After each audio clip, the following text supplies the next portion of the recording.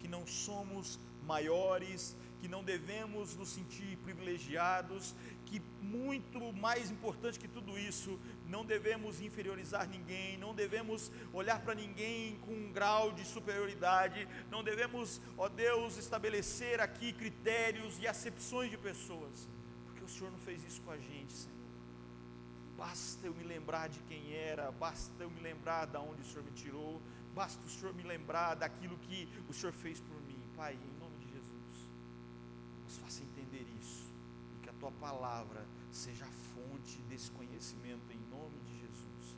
Fala conosco, Pai, nós te pedimos. Amém, Senhor Jesus. Amém, Jesus. Pode sentar, irmão. Nós estamos estudando, aprendendo sobre a necessidade de nos importarmos. Se importe, não dê lugar, não dê vazão, não dê espaço à apatia.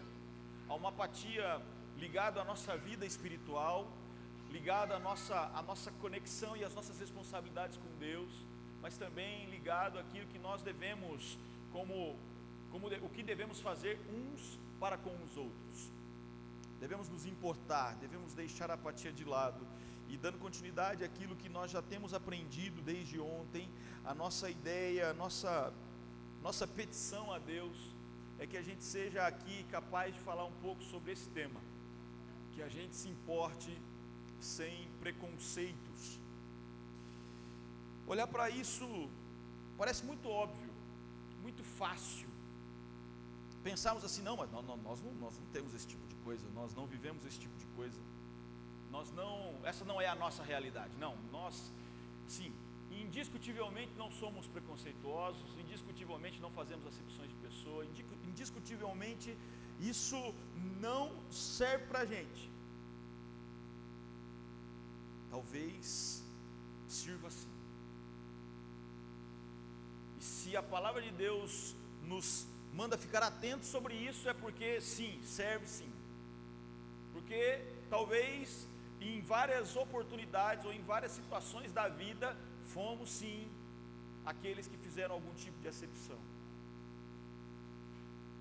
Ok, Jesus não era aquele que fazia acepção, em Jesus não havia discriminação. Aliás, em um dos momentos em que Jesus é tentado, em um dos momentos em que Jesus é questionado, em um dos momentos em que os homens tentam pegar Jesus para achar uma razão para puni-lo, para achar uma razão para condená-lo, quando a gente olha para os textos de Lucas, no capítulo 20, Marcos no capítulo 12, Mateus no capítulo 22, ali nós temos uma mesma situação acontecendo, e o que acontece ali é um questionamento a Jesus: devemos pagar a César o imposto? É interessante perceber que aqueles que fazem o questionamento, eles antes de questionar a Jesus, fazem uma introdução, e na introdução que fazem, eles dizem assim: Senhor, o Senhor é um homem sensato, o Senhor é um mestre que tem ensinado a muitos, o Senhor é alguém que várias pessoas têm seguido, e o Senhor não faz acepção de pessoas. O Senhor não olha para uns e para outros de modo diferente, o Senhor não tem esse negócio. Por isso a pergunta que a gente faz é: devemos pagar a César o tributo? É óbvio que era aquela pegadinha, é óbvio que era uma tentativa de ludibriar Jesus, de fazê-lo ser assim, pego pelo bichinho do ego, já que falaram tão bem, já que falaram de forma tão especial de mim, já que mostraram primeiro que eu sou importante, que eu sou legal, que eu sou um homem que sou seguido, que puxa vida, como eu sou maravilhoso, porque eu não faço acepção de pessoas. E aí Jesus ser pego com a resposta que não deveria dar. Mas é maravilhoso que a gente sabe a resposta que Jesus dá: dá a César o que é de César, dá a Deus o que é de Deus, está tudo certo. Deus não cai em mais uma das tentações. Mas a ideia central para mim nesse texto é que Jesus não tinha favoritismo. É por isso que essas pessoas, apesar da tentativa de pegá-lo, têm que admitir que Jesus não fazia isso. Até porque é muito fácil perceber que as multidões que seguiam a Jesus, as multidões que acompanhavam Jesus, eram principalmente pessoas desfavorecidas, aqueles que estavam sempre à margem da sociedade. O texto bíblico lembrar que os textos de Paulo, do Espírito Santo falando através de Paulo em Romanos, em Efésios, em Colossenses, eles vão dizer assim, que em Deus não há acepção de pessoas. O texto em Atos, por exemplo, quando Pedro é levado a pregar a Cornélio, Pedro não queria ir pregar a Cornélio porque ele era um gentil, ele não era do povo judeu, ele não era do povo escolhido para a salvação. Pedro é confrontado, Pedro responde, não, mas eles são gentios, e aí a resposta para Pedro é, mas Deus não faz acepção de pessoas, não há judeu, não há grego, não há estrangeiro mais, Deus não faz acepção de pessoas. O texto de Filipenses 6, Efésios 6, Colossenses 3, vai dizer que por causa do amor redentor de Cristo, por causa da salvação que encontramos em Cristo, nós percebemos em Deus que não há acepção de pessoas. Essa é a grande característica de Deus, a sua honestidade, a sua justiça, a sua imparcialidade. E isso não é novo. Se a gente olhar para o Antigo Testamento, lá em Levítico, existe uma lei muito clara, um mandamento muito claro. Levítico 19, verso 15 vai dizer, não farás injustiça no juízo, nem favorecendo o pobre, nem comprazendo ao grande, com justiça julgarás. Não faça acepção de pessoas, não tenha favorecimento. Eclesiastes diz para nós que o Senhor, que é juiz, não faz acepção de pessoas. Isso é o que nós encontramos desde sempre, e é por isso que a Bíblia Sagrada é tão especial, porque nós não vemos discordância entre Antigo e Novo Testamento. Aliás, muitas vezes a gente é tentado a fazer a acepção do Antigo Testamento, já que ele é passado, já que depois que Jesus veio, ele é inútil, pode ser deixado de lado. Queremos fazer a acepção do Antigo Testamento, mas não dá para fazer, porque a palavra do Senhor é verdadeira em todos os seus caminhos, e ela é perfeita em todos os seus traços históricos, construções culturais de pensamento, e em tudo ela, do começo ao fim, a verdade de Deus, a verdade desse Deus que é amor, a verdade desse Deus que não faz acepção de pessoa, é ensinada para todos nós, para que não fujamos dela. Por isso o texto para nós hoje, dando continuidade àquilo que o Senhor nos ensinou desde ontem, está no texto de Tiago, no capítulo 2. Eu gostaria de convidar você a abrir a palavra do Senhor. Tiago, no capítulo 2, a partir do verso 1, é o que a gente vai ter nesse texto. Tiago, no capítulo 2, a partir do verso 1, a gente vai ler até o verso 13. Meus irmãos, não tenham a fé de nosso Senhor Jesus Cristo, Senhor da glória, em acepção de pessoas. Porque se no nosso ajuntamento entrar algum homem com anel de ouro no dedo, com vestes preciosas, e entrar também algum pobre com sorte da vestimenta, e atentardes para o que traz a veste preciosa, e lhe disserdes, assenta-se aqui num lugar de honra, e disserdes ao pobre, tu porém fica aí de pé, e por acaso, se quiser, senta-se ao meu estrado. Porventura não fazes tu, verso 4, distinção entre vós mesmos, e não fazes vós juízos de maus pensamentos? Ouvi, meus amados irmãos, porventura não escolheu Deus aos pobres deste mundo para serem ricos na fé e herdeiros do reino que prometeu aos que o amam? Mas vós desonrastes o pobre. Porventura não vos oprimem os ricos e não vos arrastam aos tribunais? Verso 7. Porventura não blasfemam eles o bom nome que sobre vós foi invocado? Todavia, se cumprides conforme a Escritura, a lei real, preste atenção nisso, a lei real, amarás o teu próximo como a ti mesmo, bem fazeis. Mas se faz acepções de pessoas, cometeis pecado, e sois redarguidos pela lei como transgressores. Verso 10, porque qualquer um que guardar toda a lei e tropeçar em um só ponto, torna-se culpado de todos, porque aquele que disse, não cometerás adultério, também disse, não matarás. Se tu, pois, não cometeres adultério, mas matares, estás feito transgressor da lei. Assim falai, assim procedei, como devendo ser julgados pela lei da liberdade, porque o juízo será sem misericórdia sobre aquele que não fez misericórdia, e a misericórdia triunfa sobre o juízo. olhar para esse texto ou para esses versos é muito importante, porque como eu disse, esse texto vai falar sobre o risco de termos algum tipo de preconceito, ou algum tipo de acepção, ou fazermos algum tipo de acepção. Algumas versões vão falar sobre lisonja, e lisonja é fazer acepção, ou tratar de maneira diferente um ou outro. Não há dúvida que a igreja primitiva era um lugar que encontrava problemas sociais também, assim como a gente encontra hoje. A igreja era o único lugar, talvez, do mundo onde várias pessoas se encontravam, rico, pobre, mulher, homem, criança, velho, todo mundo associado dentro do mesmo lugar. E evidentemente é muito natural que esse tipo de discussão, havia algum tipo de problema social, isso era natural por causa das distinções de classe, de gênero, enfim. Mas a verdade é que se somos igreja, e aquilo que já temos aprendido em várias mensagens, séries aqui, se somos igreja, a igreja de Cristo ela tem que ser o lugar aonde são apagadas essas distinções, são inativas essas distinções.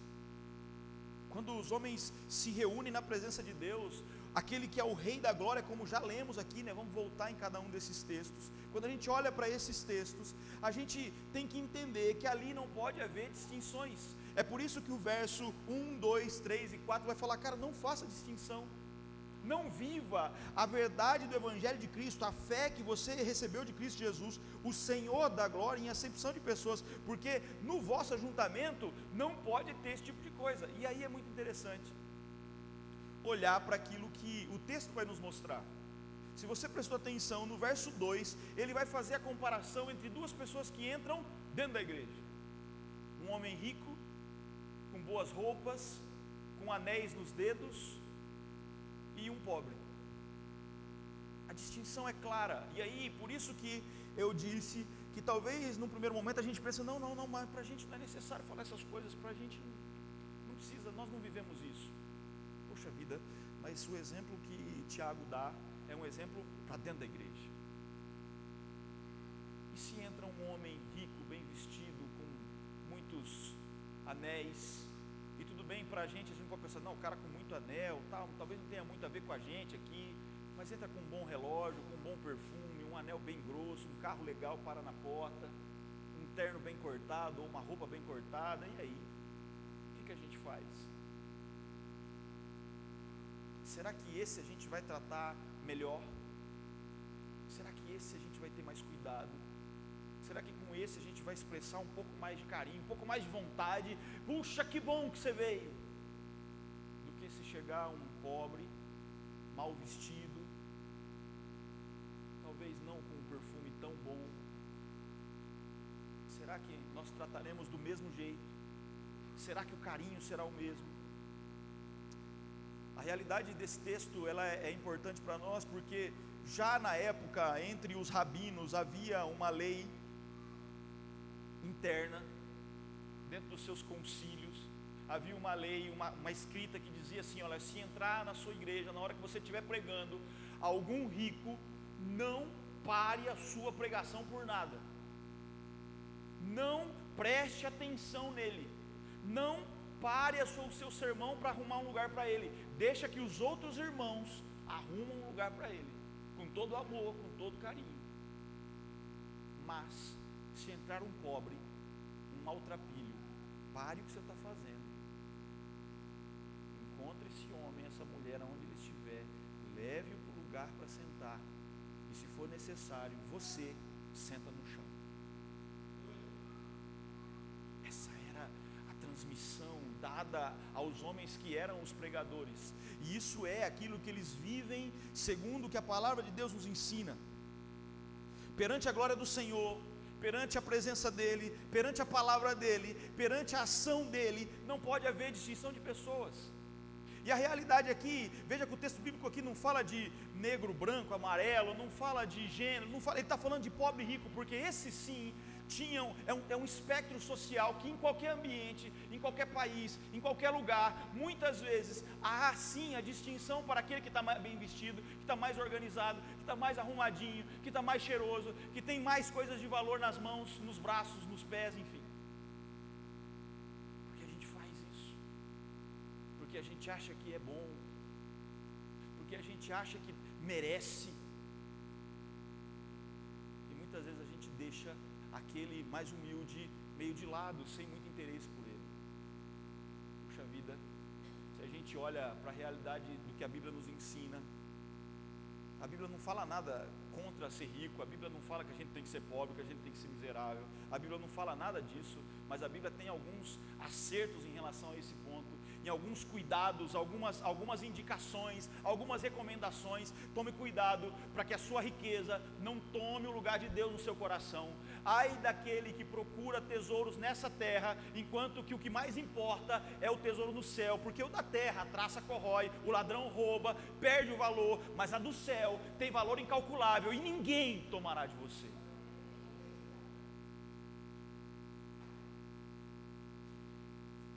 A palavra de Deus para a gente é: não valorize o rico em detrimento do pobre, não faça isso. E aqui tem um ponto muito importante para nós, que é o lance da igualdade.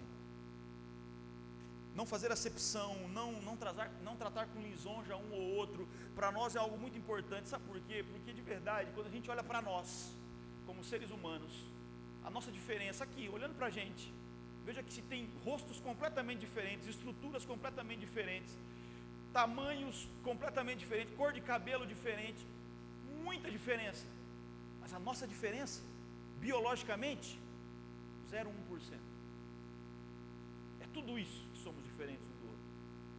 Geneticamente, 0,1%. Debaixo de 3 milímetros de pele, não tem diferença de cor mais nenhuma.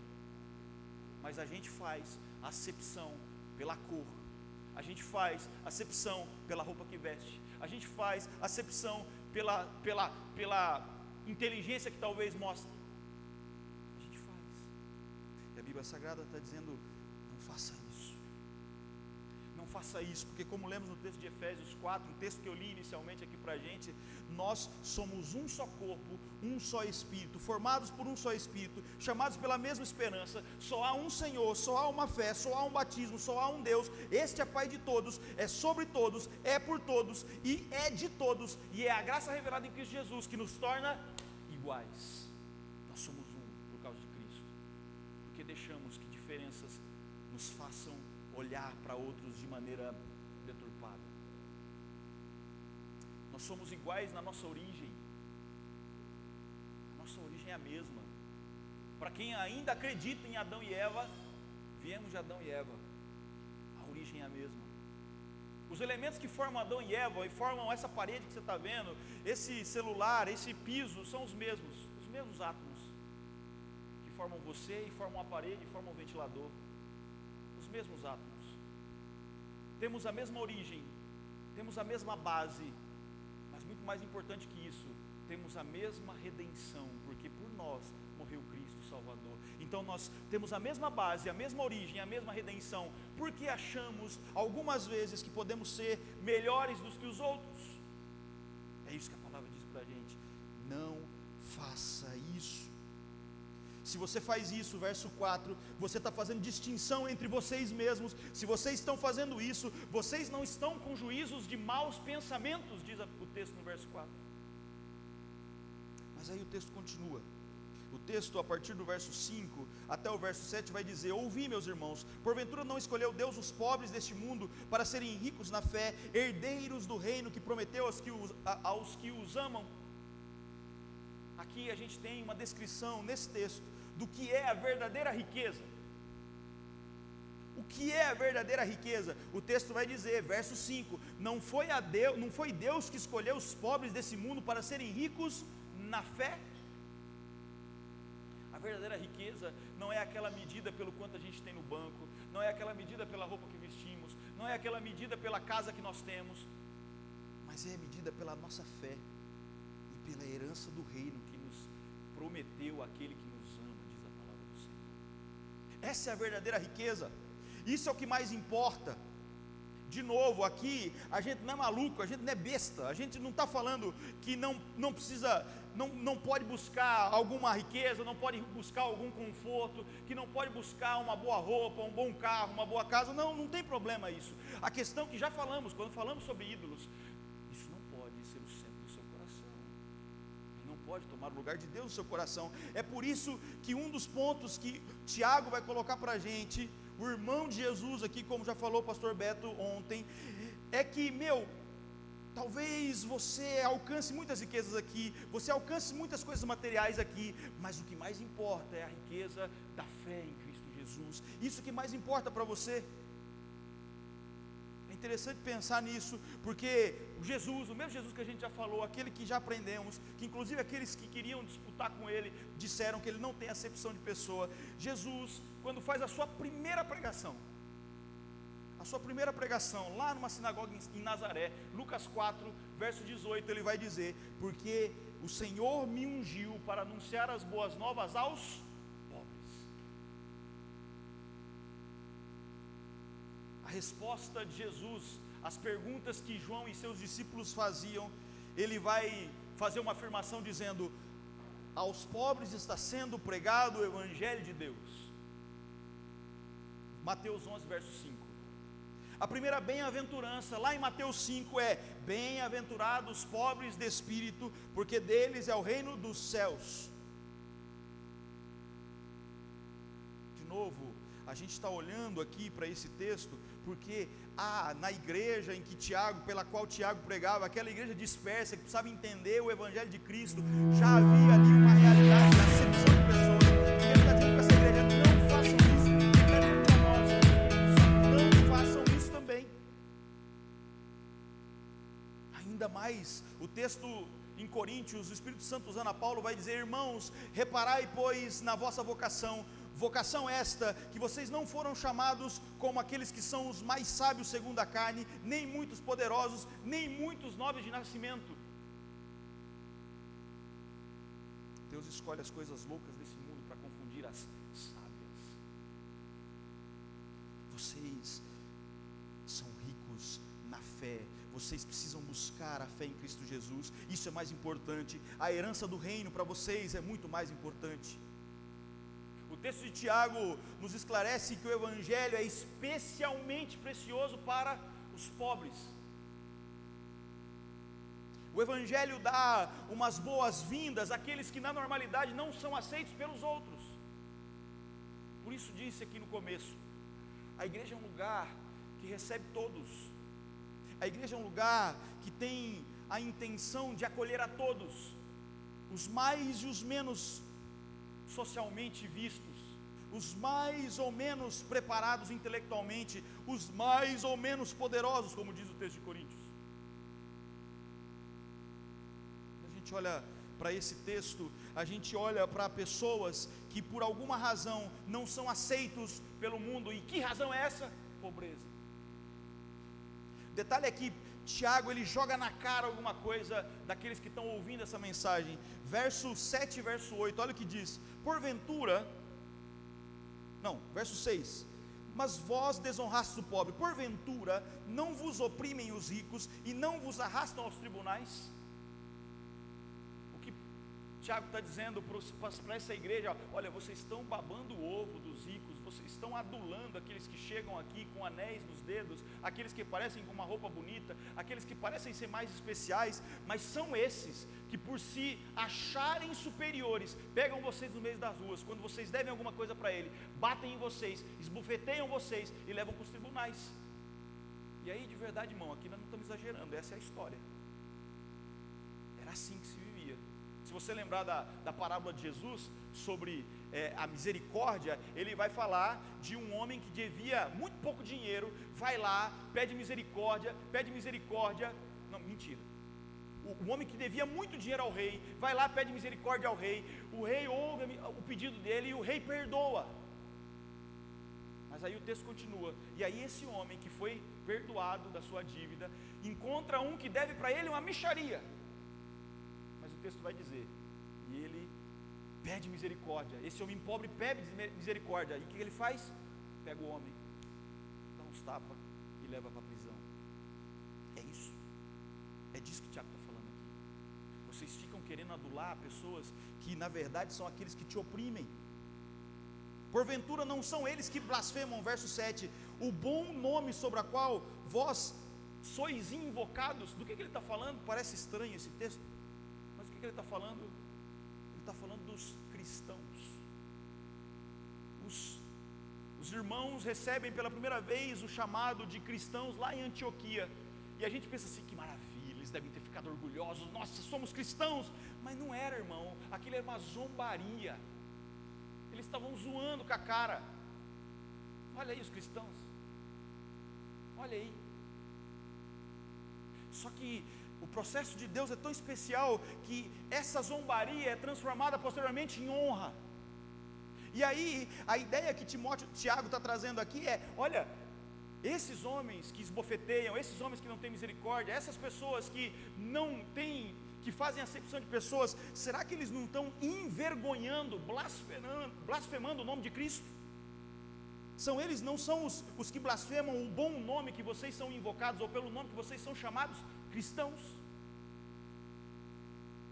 Sabe, há algum tempo atrás, há uns 20 anos atrás, se você precisava de crédito, você chegava na loja e você dizia: eu sou crente, pode confiar. E o cara da loja vendia. Ele vendia. E é verdade, vendia mesmo. Principalmente cidade pequena. Não, pode confiar em mim, eu sou crente. Ou alguém que trabalhava na loja falava assim: não, pode confiar, ele é crente, eu conheço.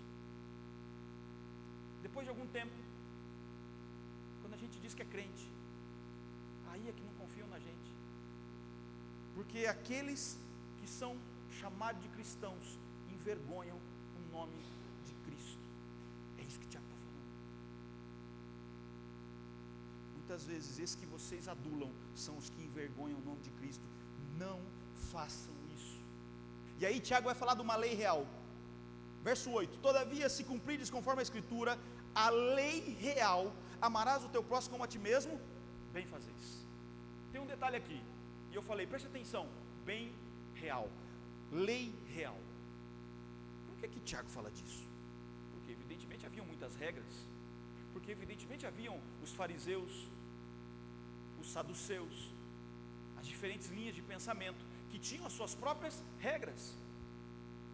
Só basta lembrar que os 10 mandamentos para o fariseu foi transformado em 525. Os 10, 525, porque são ramificações da lei de Deus.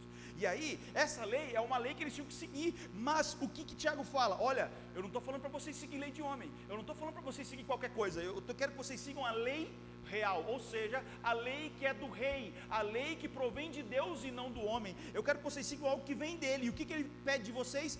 Amem o próximo como a ti mesmo. É a lei real. Amem o próximo. O detalhe aqui é que a gente olha para um outro aspecto, e isso é muito interessante. Verso 9: mas se fazeis acepção de pessoas, cometeis pecados, e sois redarguidos pela lei como transgressores. Porque qualquer um que guardar toda a lei e tropeçar em um só ponto, tornou-se culpado de todos. Detalhe aqui, talvez eu, que recebi com muito carinho o rico, e desprezei o pobre, eu poderia dizer para Tiago assim: não, Tiago, tudo bem, cara, mas você está vacilando. A lei real não me diz para amar o próximo, eu só estou amando o cara, eu estou demonstrando amor, eu estou demonstrando amor pelo rico, eu não posso deixar de demonstrar amor por ele, porque aí eu estaria fazendo acepção de pessoas. Você está dizendo que a gente não pode, mas Tiago é muito mais inteligente que eu. Tiago, inspirado pelo Espírito Santo, vai dizer: não, tá bom, eu entendi. Se você está dizendo que está fazendo isso como demonstração de amor, bem fazeis, está tudo certo, você está fazendo do jeito certo. Mas, Tom, eu estou ligado, você não está fazendo por amor, você não está fazendo por mandamento, você está fazendo por partidarismo, você está fazendo porque você quer receber alguma coisa, você está fazendo porque você quer ser amigo do cara, porque talvez você não quer ser esbofeteado pelo menos no meio da rua.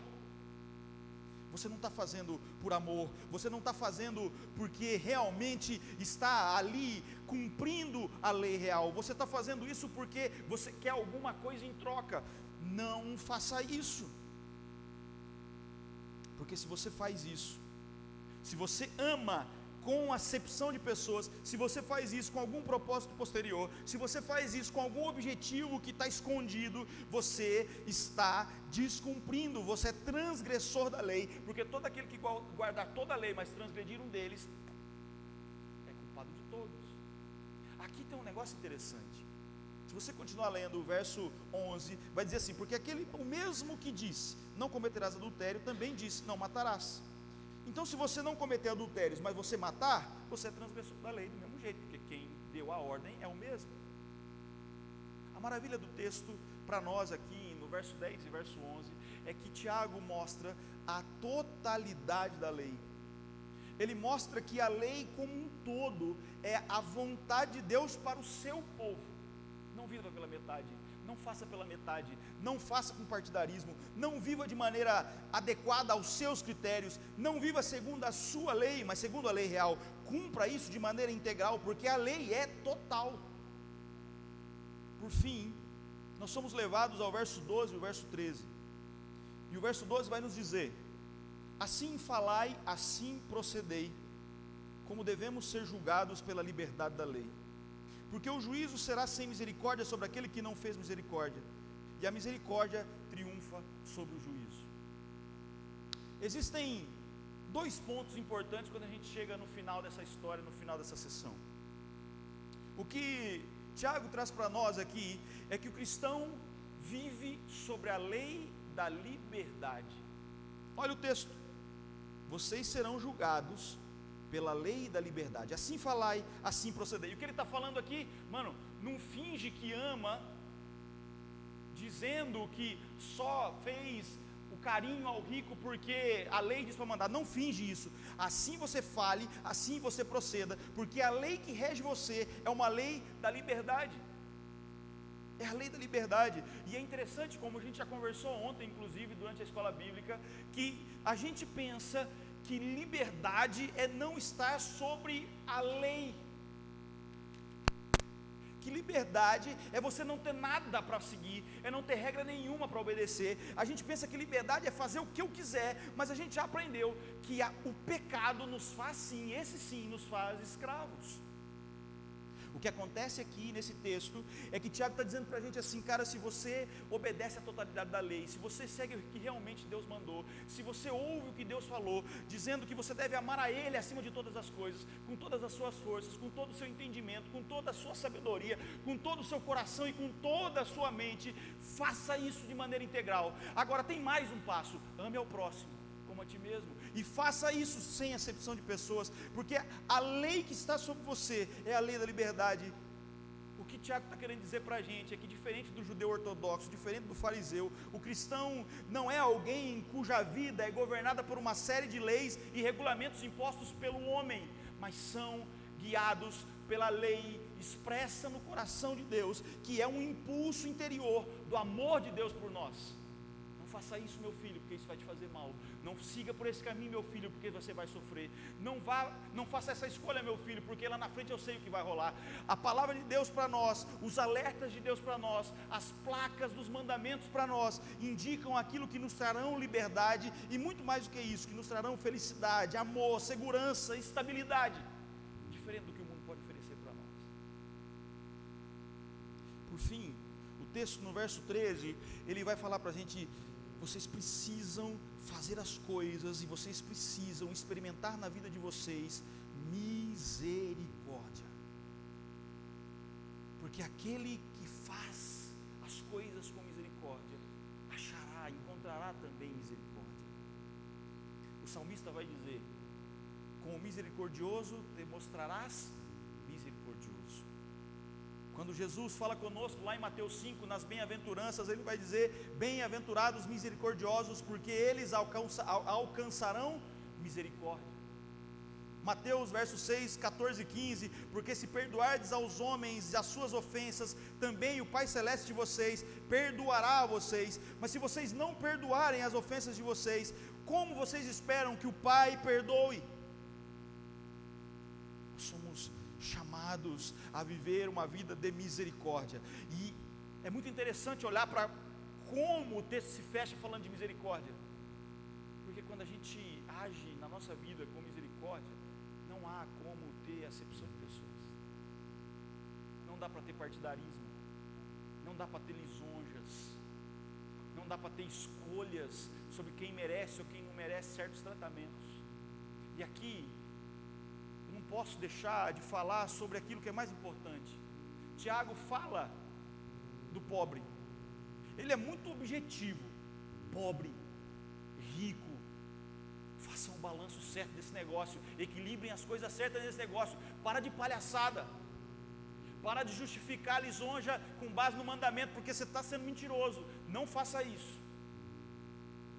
Mas mais importante do que essa acepção que fazemos por um espectro social, é a acepção que fazemos daqueles que merecem ou não salvação. Se importe. Pastor Burke escreve um livro chamado Proibida a Entrada de Pessoas Perfeitas. A igreja é um lugar onde a gente precisa receber. Mas eu já sei o que ele fez, eu conheço a história dele, eu sei do pecado dele. Não dá para confiar. Eu até te entendo, e eu seria hipócrita se eu dissesse para você: não, eu não faço isso. É mentira se eu disser que faço isso. A verdade é que, ok, talvez a gente conheça pessoas que têm uma vida desgraçada, que fizeram coisas terríveis, e por causa disso a gente acha não merece salvação. Por causa disso, se ele aparecer naquela porta, você já vai fazer você vai estabelecer um certo padrão e vai dizer assim: tá ali, mas daqui a pouquinho está na merda de novo, porque eu sei quem é. E por isso a gente fecha as portas, por isso a gente não abre o coração, por isso a gente não abre o espaço. Essa pergunta que eu sempre faço quando a gente conversa sobre essas coisas é: você já olhou para você? Você já olhou onde você estava? Você já olhou os pecados que você cometeu? E que mesmo assim, Deus te aceitou como filho. Deus morreu por você e espera que você diga para Ele: sim, eu aceito a tua morte na cruz, eu te aceito como meu Salvador. A palavra definitiva que a gente tira como aplicação desse texto, se devemos nos importar sem preconceito, se tem algo que realmente não deve ser para nós base para dizermos não, para falarmos sobre afastamento, para não darmos oportunidade, é o tipo de pessoa que chegar aqui buscando salvação, porque nós não temos condição de ser e nos apresentarmos melhores do que ninguém, não temos condição de dizer que somos mais merecedores da salvação do que qualquer pessoa aqui, porque o texto em Romanos vai dizer: olha, por um homem entrou o pecado no mundo, todos estão destituídos da glória de Deus, todos precisam de Deus, e por causa de um homem a salvação chegou para todos. É isso.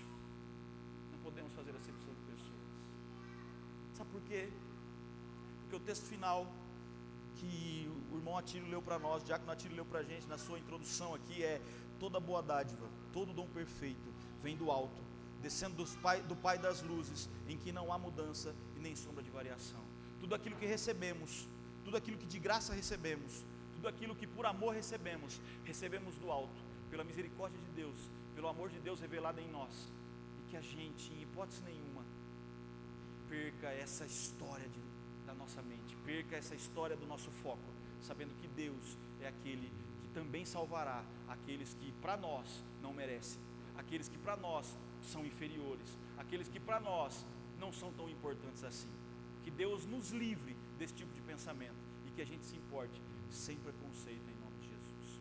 Deus santo, grandioso e amoroso, nós te agradecemos, nós te louvamos, nós te exaltamos. Obrigado, Senhor, pelo alerta que a tua palavra nos dá. Obrigado, Senhor, por aquilo que nos concedeu a oportunidade de falar de maneira tão repentina. Que o Senhor fale conosco, continue falando conosco. Que a tua palavra, Senhor, enraize em nossos corações. E que a gente pare, Senhor, de fingir que guardamos os teus mandamentos. Que a gente pare de fingir que ama a ti acima de todas as coisas. Que a gente pare de fingir que ama o próximo como a nós mesmos, porque com certeza não aceitaríamos certos tratamentos que damos às outras pessoas sobre nós. Não aceitaríamos, ficaríamos revoltados, nos sentiríamos magoados, mas às vezes assim agimos. Que o teu Espírito Santo mude, transforme a cada um de nós a cada dia, para que sejamos a cada dia mais parecidos contigo. Assim como o Senhor agiu com misericórdia conosco, continue agindo, Senhor, com misericórdia conosco, para que nós vivamos uma vida que não faz acepção de pessoas, que não tem parcialidade, que não tem partidarismos, para que em tudo o Teu nome seja glorificado através das nossas vidas, em nome de Jesus. Amém, Senhor. Amém. Amém, meus irmãos. Nós vamos orar mais uma vez, agora de joelhos dobrados. Se em algum momento, em alguma dessas palavras você entende que precisa colocar diante de Deus a sua necessidade de abrir mais o coração, de não deixar que esse bichinho da vontade de agradar aqueles que parecem mais legais, mais bonitos, mais importantes, te pegue, coloque isso diante do Senhor. Coloque isso diante do Senhor, porque é Ele que pode transformar essa realidade em nós. Além disso, se você precisar receber oração com imposição de mãos, Pastor Beto, eu estamos aqui. Se você quiser, venha à frente, nós vamos orar junto, por qualquer que seja a sua necessidade. Mas nesse momento, vamos todos dobrar nossos joelhos em nome de Jesus. A oportunidade também está aberta. Oremos em nome de Jesus.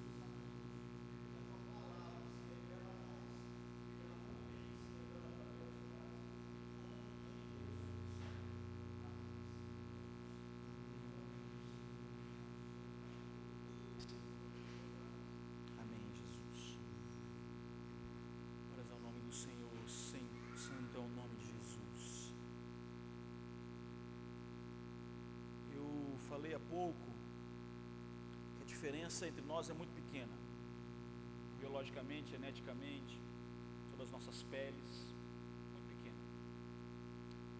O problema é que o homem, o ser humano de maneira geral, ele ao invés de olhar para tudo aquilo que somos iguais, ele olha para essa mixaria de coisa pequena, ele olha para o detalhe, para que ele possa de alguma maneira se sobressair sobre os demais.